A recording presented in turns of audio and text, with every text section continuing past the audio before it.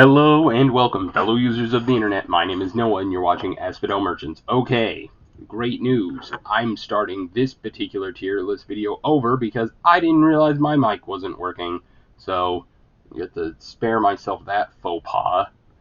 But yeah, we're moving on. Please forgive me for taking a short break. I had to, actually go to my job and stuff.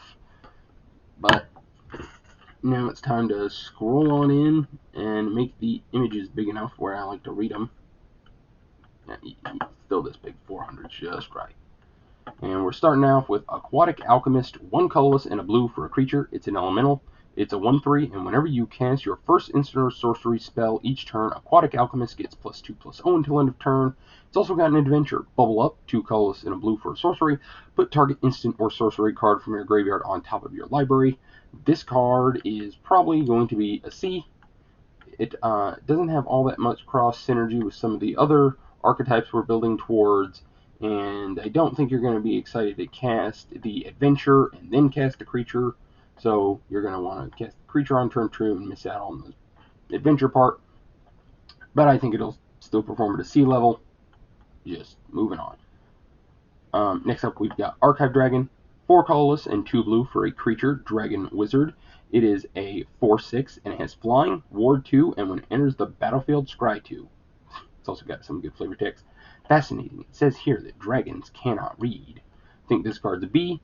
It's not that much cross synergy with the other payoffs, but it is just a stat monster, and it's gonna probably win you a decent amount of games. I think it's gonna be rare that you cut this card from your blue decks.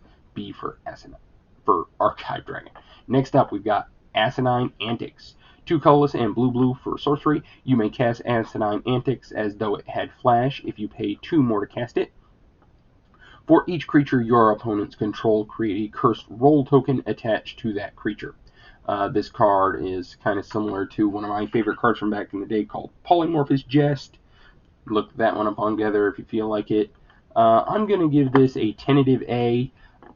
Just as the sorcery part, it'll probably do enough to shrink your creatures, let you get in for some good attacks before they have an opportunity to try to put some new rolls and knock the curses off of your cards. And if you ever do get to get into combat or have your opponent kind of attack into your board and just make some normal middling blocks and then cast this and then really blow them out, it's going to be absolutely backbreaking. So A for Asinine Antics. I'm going to try to do this one a little bit faster since I've lost the time for getting like 10 cards through with the reshoot. Alright, next up we've got Balluna's Gatekeeper. 5 colorless and a blue for a creature. It's a giant soldier and it's a 6/5. Vanilla. However, it does have an adventure. It's entry denied. Colorless and a blue for a sorcery. Return target creature you don't control with mana value 3 or less to its owner's hand. It is a C. It doesn't do anything all that amazing, but both of these cards together is probably enough for a decent blue card. Next up, we've got Bitter Chill, colorless and a blue for an enchantment. It's an aura. It says enchant creature. When Bitter Chill enters the battlefield, tap enchanted creature. Enchanted creature doesn't untap during its controller's untap step. When Bitter Chill is put into a graveyard from the battlefield, you may pay 1. If you do, scry 1, then draw a card. I'm going to go ahead and give this spell an A. I think it is pretty good. You're never going to cut it. It's always going to be good. If your opponent ever finds an answer for it, you get to pay the 1 mana and draw the card. 2 for winning them. If they ever sacrifice the creature, it's enchanting, same difference. And if you ever decide that their creature is no longer of any importance and you've got enough to block it, you can bargain Bitter Chill away and get a new card. So A for Bitter Chill. Next up, we've got Chancellor of Tales, 3 colorless and a blue for a creature. It's a fairy advisor. It's a 2/3. It's got flying, and whenever you cast an adventure spell, you may copy it. You may choose new targets for the copy. So here's the thing: if you ever resolve this spell and get to resolve an adventure card and copy it in the same turn, it's going to be really backbreaking for your opponent depending on that particular spell. And it's not going to take long before you run away with it with this card going unanswered. So, not all that much of a build around. I think I'm going to put it in B for right now, but I could see it performing at the A level. We'll see as we move on. Alright, next up we have Diminisher Witch, 2 colorless and a blue for a creature, human warlock. She's a 3/2, and she's got Bargain. When Diminisher Witch enters the battlefield, if it was Bargain, create a cursed roll token attached to target creature and opponent controls. I'm going to give this card a D. It's not very good. The cursed roll tokens aren't impressing me all that much, and I think that this 3/2 with no real cross synergy isn't going to help you out all that much. Next up, we've got Disdainful Stroke, good old Khans of Tarkir reprint. Colorless and a blue for an instant, counter target spell with mana value 4 or greater. This is unfortunately a D. It's not a very main deckable card in Limited. It is a good sideboard card, though. You are going to want to remember when this card's in your pool for whenever you run into decks that have a higher than normal amount of 4-drops. But still a corner case scenario nonetheless, so D for Disdainful Stroke. Alright, next up we have Extraordinary Journey. X and X, that's X twice and 2 blue for an enchantment. When Extraordinary Journey enters the battlefield, exile up to X target creatures. For each of those cards, its owner may play it for as long as it remains exiled. Whenever one or more non-token creature enters the battlefield, if one or more of them entered from exile or was cast from exile, you may draw a card. No, you do draw the card. No may. You draw a card. This ability triggers only once each turn. I am going to put this card in A. It has a lot of words, and not all of them make all that much sense. But at its floor, it is 4 and repulse a card. You put in exile, they have to recast it. They do have to pay the mana again to get it back. So you can get a mana advantage here. And when they do that, you get to draw the card, so you get essentially the card back. So, you always stop an attack or get through a blocker, stop an attack, and draw your card back. So it's pretty good. Also, you can exile your own creature to get a new ETB trigger if you've got a good one.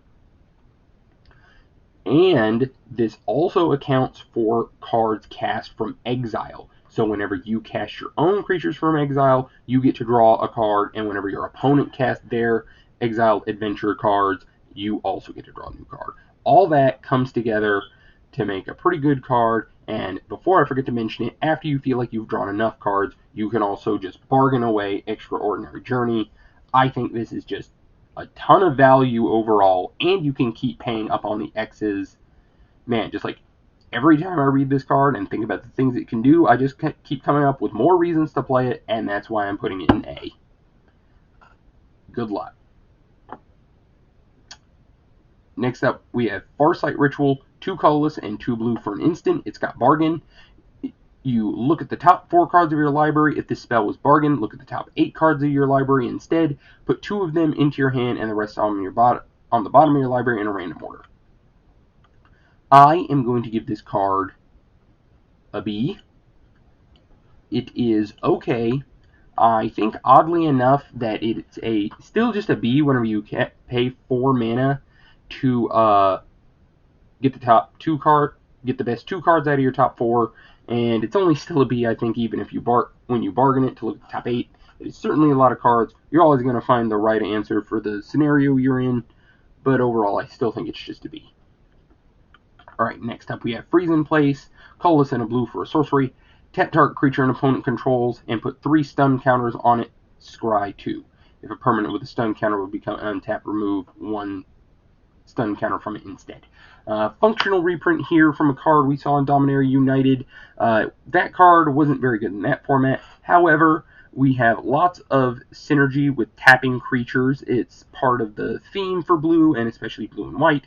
So that, I think, comes together to make this card a C. I don't think you're going to be cutting it from your blue decks a lot of the time. And hey, I mean, it's straight up terminate if you can win the game before the creature ever untaps. C for Freeze in Place. Next up, we have Gadwick's First Duel.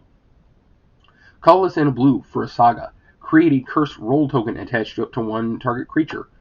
Chapter 2, scry 2. And Chapter 3, when you cast your next instant or sorcery spell with mana value 3 or less, this turn, copy that spell. You may choose new targets for that copy. This card's a D. I'm not very impressed with it at all. The first two modes are very innocuous. I don't think you're excited about them at all. And there are going to be some games where you run out of spells or play this early enough that way you are looking for something and are just going to get really embarrassed. Also, whenever you have to like tap out for a creature to block with or something because the 3-minute or less spell in your hand just isn't going to affect the board. So D for Gadwick's First Duel. Next up we have Galvanic Giant. 3 colors and a blue for a creature, Giant Wizard. It's a 3/3, and whenever you cast a spell with mana value 5 or greater, tap target creature an opponent controls and put a stun counter on it. It's also got an adventure. Storm Reading. 5 colorless and 2 blue for an instant, and it says draw 4 cards, then discard 2 cards. This card is really good. I don't exactly know if I think it's a reason to be in blue. And again, you want your adventure to be cheap. The adventure card to be the cheaper half. That way you play the adventure, put this on the adventure, then play the 4-drop. Because otherwise, you're going to want to play your 4-drop on turn 4. That way you can get the advantage of casting your 5-drop to get the stun counter and whatnot, so you're not going to get the added value of the Storm Reading. However, if you cast it later, that's what makes it good, because you get this additional value off of a 4-drop you draw later that doesn't affect the board that much. Also, with that being said, it is just a 3/3, so it is going to be relatively easy for your opponent to kill this part of the time, so you won't always get the value. So for right now, I am going to put it in the very top of C, and I could see it performing at a B level. I just think it is just enough mana all around to be a little bit wonky. Alright, next up, however, very not wonky on this card, is Hornlock Whale. 4 colorless, blue, for a 6/6. It has Flash, Ward 2, and Hornlock Whale enters the battlefield tapped unless it's your turn. It's also got an adventure, Lagoon Breach, colorless, and a blue for an instant. The owner of target attacking creature you don't control puts it on top or bottom of their library. I think I'm going to go ahead and say that this is an A+. This is going to absolutely wreck your opponents a lot of the time. You're just going to stop one of their attacks, called dead in its tracks, and then just flash in the 6/6 attacker whenever you're ready. A+ for Hornlock Whale. Right, next up we have Ice Out. Colorless, blue for an instant. It's got Bargain. This spell costs 1 less to cast if it's bargained, and it's counter target spell. You know, it's really funny is because if this was this spell costs 1 blue less if it's bargained, it'd be super good. But we keep seeing this pretty much every standard set. It's a cancel, and if you do the extra thing, the joke of the set, it gets to be counterspell. And sometimes those spells work out okay, and sometimes they don't. I don't think this one really does. And I think this is actually only going to perform at about a D level. Maybe the top of D. Yeah, top of D for Ice Out. Alright, next up we have Ice Rot Sentry. 2 colorless and a blue for a creature. It's an elemental soldier. It's a 2/3 and it has vigilance. Whenever Ice Rot Sentry attacks, you may pay colorless and a blue. When you do, tap target creature an opponent controls. Whenever you tap an untapped creature an opponent controls, Ice Rot Sentry gets +2/+1 until end of turn. This card is great. Am I talking myself into putting this into A? Maybe. Yeah, I think I am. It's just an enabler, and the payoff for the tap deck.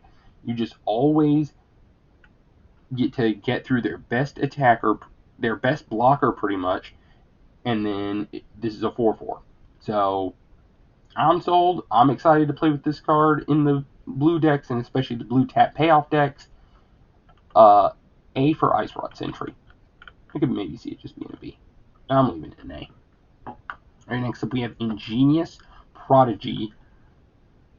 X and blue for a creature. It's a human wizard. It's a 0/1. It has Sculpt. This creature can't be blocked by creatures with greater power. It has An Ingenious Prodigy enters the battlefield with X +1/+1 counters on it. At the beginning of your upkeep, if Ingenious Prodigy has one or more +1/+1 counters on it, you may remove a +1/+1 counter from it. If you do, draw a card. So this is a lot of stuff for suspend, draw a card. Like, if you make it very big, do you want to keep removing it to make it smaller to draw more cards? I'm not exactly sure which of the decks are going to want this. I mean, with the right removal setup, your opponent will just kill this because they don't want you to keep drawing the cards. But I guess if you draw one card, then they're not going to want to kill it because you've already gotten their value. They would be wise to just stop it. This card is weird. I'm going to give it a C for check it out and tell me later. I don't know. Like, I could see this card being really good, or I could see it just being this big dopey card, because if you get it too big, then Skulk doesn't matter. I just feel like getting more than one card out of this is going to be a little bit unnatural. And, like, if your opponent somehow can't deal with it, yeah, you'll win, but you maybe we're going to win that game anyway. It's C for this card. Let's move on. Alright, next up we've got Into the Thay Court. 3 colorless and blue for a sorcery.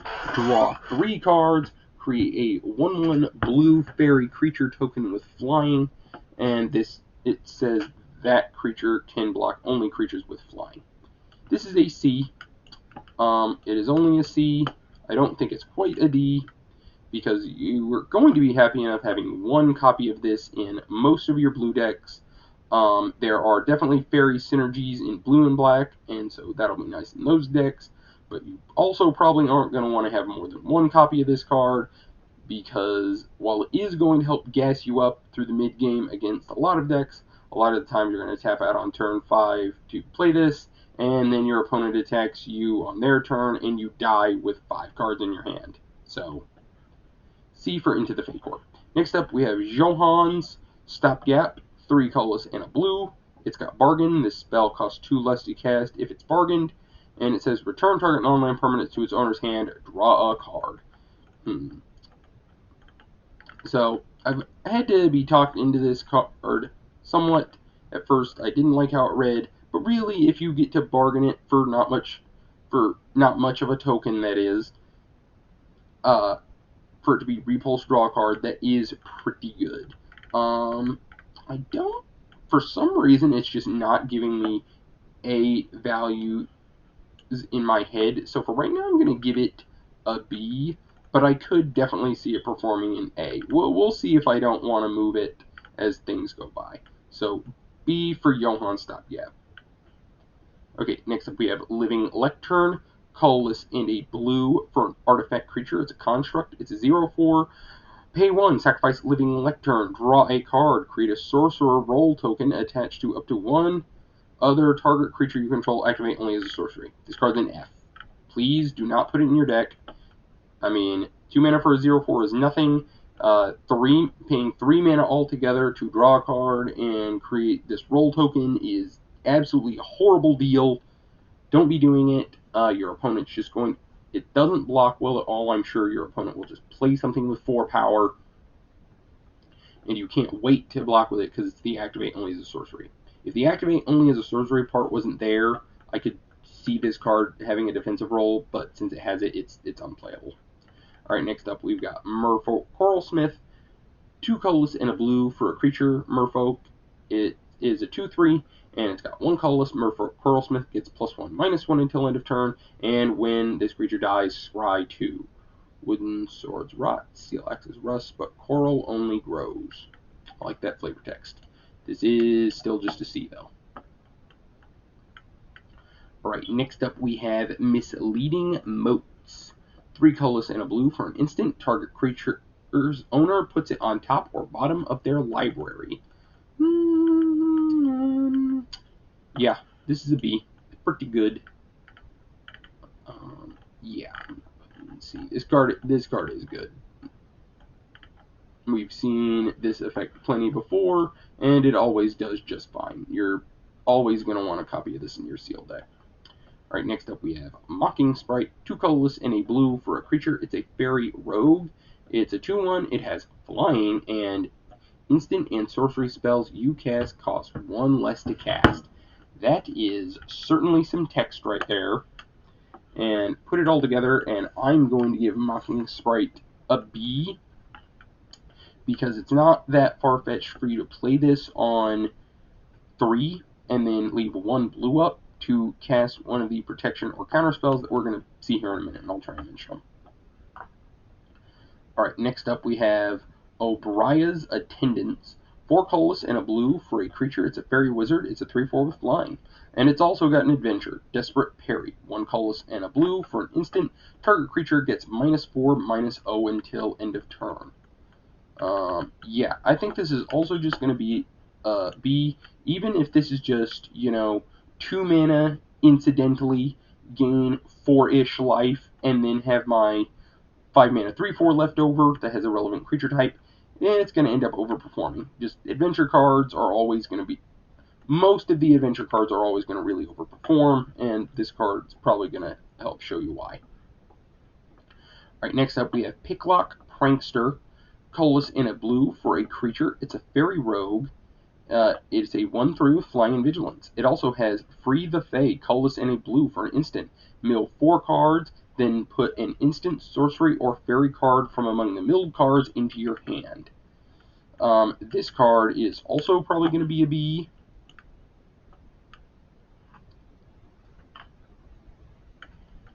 All the things I said about adventure cards and their creatures and the relevance of fairies all still range true.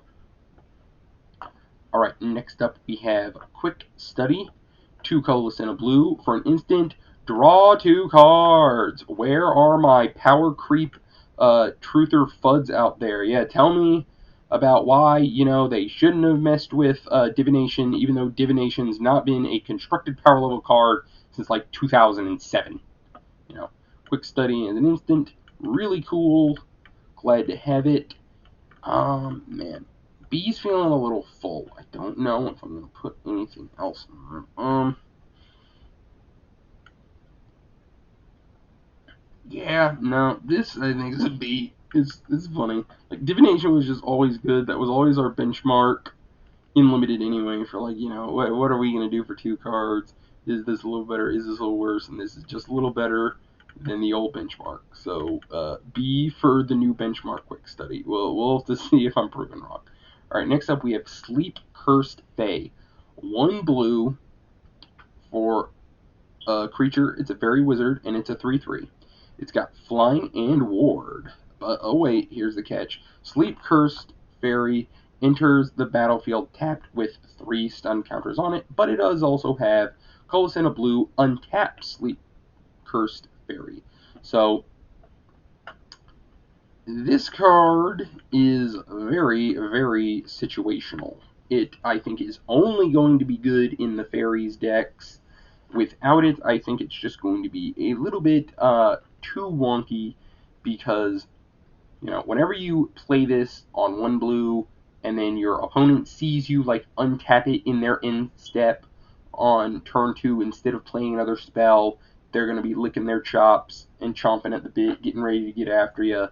And even in the late game, the untap ability will help it to not be an absolute dead draw.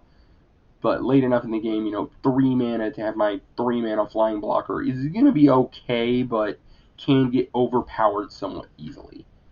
So, this is probably actually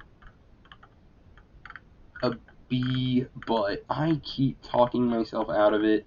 In the absolutely dedicated fairies deck, this is just going to be an auto-include. It's going to work out enough of the time. But in any other blue deck, I think it's only going to play like a C. These stun counters are just going to not work out. It's just got not quite enough of a stats to overpower something like these stun counters with some of the other, like I feel like this card's trying to be a blue Death Shadow, and it just isn't. So, Toppest of C for Sleep Thursday. Next up, we have Sleight of Hand, 1 blue for a sorcery. Look at the top 2 cards of your library, put one of them into your hand and the other on the bottom of your library. I think this card's a D. It's a sorcery. I'm not interested for 1 blue sorcery. Draw a card, even if it's the better of the 2 cards in my library. I just don't think it's going to be that good, and it doesn't really help out with any of the other archetypes. D for Sleight of Hand. Alright, next up we have Snare Master Sprite. 1 blue for a creature. It's a fairy wizard. It's a 1/1. It's got flying, and when this card enters the battlefield, you may pay 2. When you do, tap target creature and opponent controls and put a stun counter on it. We have another card on the leaderboards for C. Snare Master Sprite is probably always going to be really good. It's good early and it's aggressive, and no matter how late it comes in the game, it always gets to tap their best attacker or best blocker. Top end of C for Snare Master Sprite. Alright, next up we have Spell Stutter. Blue and colorless and a blue for an instant. Counter target spell unless its controller pays 2, plus an additional 1 for each fairy you control. We've got another really good C. You might remember Make Disappear from Streets of New Capenna. This is essentially that, and that card ended up overperforming just a little, and I think this card's going to be the same story. Alright, next up we have Splashy Spellcaster. 3 colorless and a blue for a creature. It's an elemental wizard, and it's a 2/4, and whenever you cast an instant or sorcery spell, create a sorcerer role token attached to up to 1 other target creature you control.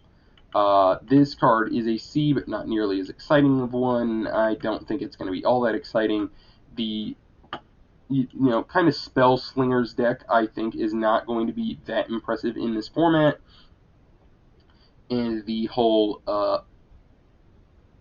cards that put rolls on their other creatures, I'm not that impressed with, because there are going to be those unfortunate scenarios where this is your only creature, you then get to cast your instant sorcery, and this is still your only creature, so you don't get anything except a lackluster 2/4. C for the Splashy Spellcasters. Next up, we've got Stormkeld Prowler. Colorless and a blue for a creature. It's a human rogue, and it's a 2/1. Whenever you cast a spell with mana value 5 or greater, put 2 +1/+1 counters on Stormkeld Prowler. I think this is another D. This card is just not that impressive. By the time you get to your 5th mana, it's really not going to matter. If you have a 4/3, they're probably going to have something that can block it somewhat reasonably, and otherwise a 2/1 with no synergies, with no evasion and no other synergies, isn't really going to help anything. So D for this card. Next up we have Succumb to the Cold. 2 colorless and a blue for an instant. Tap 1 or 2 target creatures and opponent controls. Put a stun counter on each of them. This is an A, and this definitely gets the award for card. I am never going to cut from my deck, no matter how many copies. It isn't probably always that good, but it's probably going to be good. I'll have to be talked out of it very hardly and probably still never give up on it, especially with the tap synergies in blue. Alright, next up we have Talion's Messenger. 2 colorless and a blue for a creature. It's a fairy noble. It's a 1/3. It has flying. And whenever you attack with 1 or more fairies, draw a card, then discard a card. When you discard a card this way, put a +1/+1 counter on target fairy you control. I'm going to go ahead and give this an A+, since it triggers off of itself. And in the dedicated fairies deck, this is going to be an absolute monster. But it also doesn't even have to be that dedicated. You literally have to have 1 fairy, and I think they all have flying. So literally just have 1 of your flying attackers already on the battlefield when you cast this, and you get a free loot and another +1/+1 counter, and I can see this getting away from your opponent very quickly. Alright, next up we have Tenacious Tome Seeker. 2 colorless and a blue for a creature. It's a human knight. It's a 3/2, and it has Bargain, and when it enters the battlefield, if it was bargained, return target instant or sorcery card from your graveyard to your hand. This card is super good. It's a 3/2 that is most of all of the time going to draw you a relevant spell. It's great. It's an A. It's a good card to be ready to put in your deck. Alright, next up we have Vantress Transmuter. 3 colorless and a blue for a creature human wizard. It's a 3/4 with some flavor text. My orders were to capture you alive. They didn't specify in what form. Haha, because it makes them. But what does that mean, you think? Well, it's also got an adventure, Croaking Curse. Blue and a colorless for a sorcery. Tap target creature, create a curse roll attached to it. Now, even though the curse roll part isn't that interesting, getting to tap the creature on the adventure is, and this kind of follows that narrative of we want to cast our cheap adventure, then we want to get it cast our essentially free creature. I do think that it is still only going to perform like a C, but maybe it will be one of the better Cs. We'll have to find out, and of course, all the cards you have that might care about adventures or tapping will make this card perform a little bit better, so keep that in mind. Alright, next up, we have Virtue of Knowledge. 4 colorless and a blue for an enchantment. It says, if a permanent entering the battlefield causes a triggered ability of a permanent you control to trigger, that ability triggers an additional time. So we've got a 5 mana enchantment, Panharmonicon, but it also has an Vantress Visions, colorless and a blue for an instant. Copy target activated or triggered ability you control. You may choose new targets for the copy. I looked through, I swear, multiple times, and I did not find very many ETBs or activated abilities in blue that impressed me. I don't really think I saw any in any of the other colors that would really make me want to consider putting this in my deck. Same for the ETBs. Even after you spend your 5 mana to get your silly commander card onto the battlefield, you're not doing all that much. So in all honesty, I really want to give Virtue of Knowledge an F. Get this commander card out of my format. You know, I'm sure it's going to be expensive, and people are going to open it all the time and say, oh my gosh, this is so cool, and then have it in their opening hands against me, die, and then whine a lot. Alright, next up we have Water Wings. Colorless and a blue for an instant. Until end of turn, target creature you control has base power and toughness 4/4 and gains flying and hexproof until end of turn. So all in all, the old just pay some mana, target creature becomes base 4/4, 5/5 weren't very good, but then they started tacking on draw a card to them, and those cards became a lot better. Now we don't have that, but we do have hexproof and flying. So it's a bit better of an aggressive card because it will either help you win a combat or get over them to kill them and finish them off, or just protect your creature from a removal spell. All that being said, I don't think you're going to want to have an outrageous number of copies of this ability in your deck, but the first one should normally service you just fine. Alright, next up we have the adventure cards. I've explained myself enough about why the multicolored adventure cards are in here. I'm still correct. Alright, we have Elusive Otter. 1 blue for a creature. It's an otter. It's a 1/1. It's got prowess, and creatures with power less than Elusive Otter's power can't block it. That's pretty good. It's also got an adventure. It's Grove's Bounty, X and a green for a sorcery. Distribute X +1/+1 counters among any number of target creatures you control. Even in just blue, this should be a good enough 1-drop with a certain number of spells to help it out. And creature power can't block it. Less than its power. Okay. Yeah, all in all, what am I going to give this? Is this an A power level card? You are going to have a lot. You're going to need quite a lot of things to get it going. But it's also 1 green, so it should be somewhat splashable. I think I'm going to give this card a tentative A, but that's also probably the, constructed hopefuls already clamoring in my ear about hoping this makes prowess good in Pioneer. We'll see about that too, but for right now, a tentative A for Elusive Otter, but I could see it performing a little worse. Alright, next up we have Frolicking Familiar, 2 colorless and a blue for a creature. It's an otter wizard, and it's a 2/2, and it's got flying, and whenever you cast an instant or sorcery spell, Frolicking Familiar gets +1/+1 until end of turn. It's also got an adventure. It's Blow Off Steam, 1 red for an instant. Blow Off Steam deals 1 damage to any target. That card seems pretty good. Even if you can't cast the red part, just Wind Drake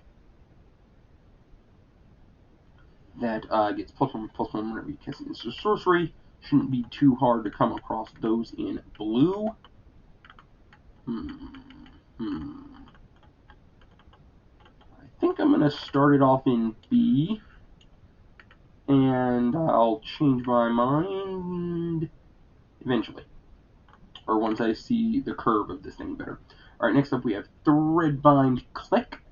3 colorless and a blue for a creature. It's a fairy. It's a 3/3 with flying. We got a flying hill giant. But it's more than that. It's got Rip the Seams. 2 colorless and a white for an instant adventure. Destroy target tapped creature. That is pretty good. Because the last thing here. So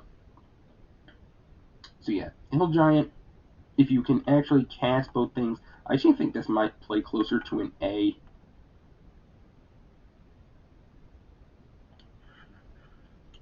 Say A for Threadbind Click.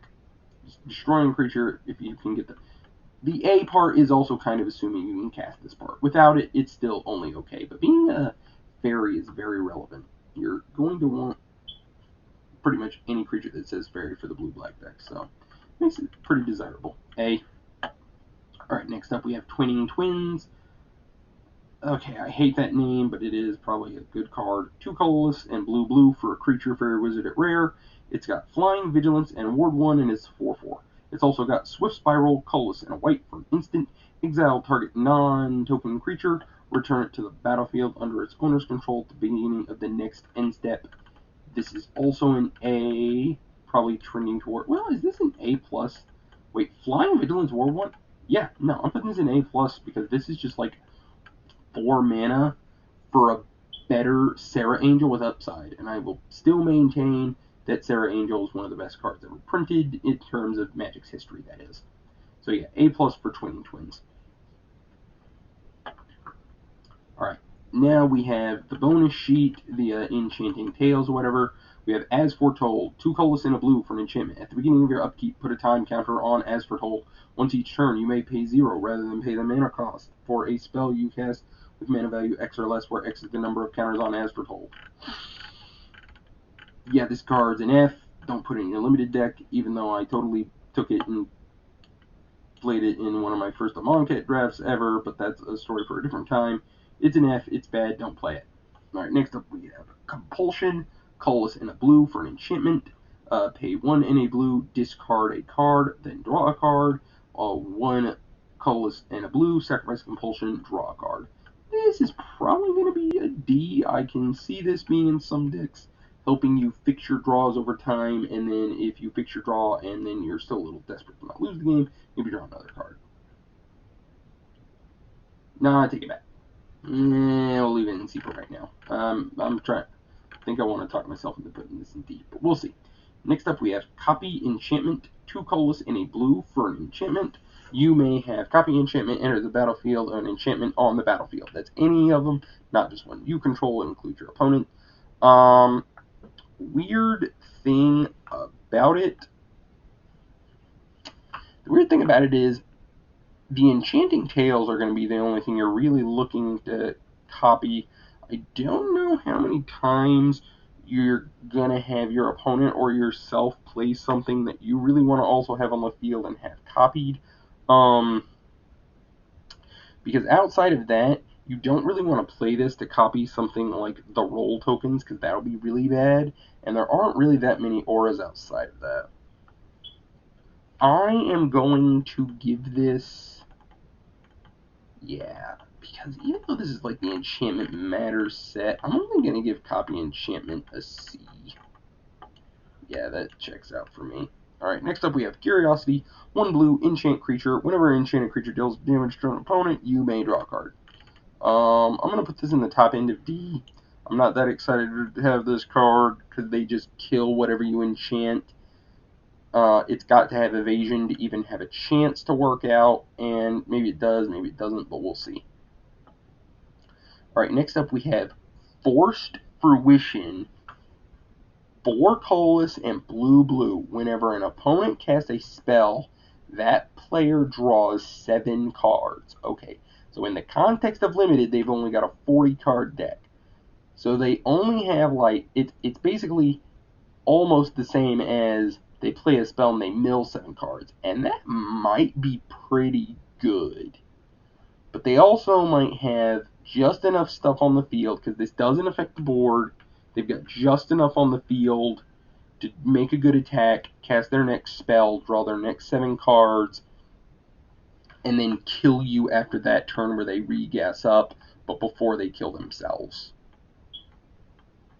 I'm going to put this in B because it is a win condition. I could see this being a win condition for a control deck. I don't know if I'm going to put it in A, though, because I feel like you could accidentally slam it on 6, not have quite good enough blockers, and your opponent just also finding a way to destroy it. That's another thing.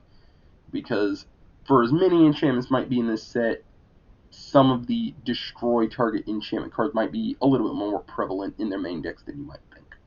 Alright, next up we've got Fraying Sanity, 2 colorless and a blue for an enchantment or a curse. Enchant player at the beginning of each end step. Enchanted player mills X cards, where X is the number of cards put into their graveyard from anywhere this turn. Put into their graveyard from anywhere this turn. Okay, so it's not just mill cards, it's what die. Okay. But it doesn't, yeah, this doesn't affect the board, though. I'm going to give this card an F. It could maybe be a D. I'm sure some people are going to be like, oh man, Fraying Sanity is the best card ever. I'm definitely putting it in there. And they might have a point. But for right now, I'm putting it in F because it doesn't affect the board. And I don't know if you're going to have enough tools to make this, this mill archetype work. Alright, next up we got Hatching Plans. 1 colorless and a blue for an enchantment. When Hatching Plans is put into a graveyard from the battlefield, draw 3 cards. Okay, this is a, I'm going to put it in the top of D. It could probably be a C. This card Hatching Plans is going to live and die by the number of cards you have with Bargain. If you have enough to where you can reliably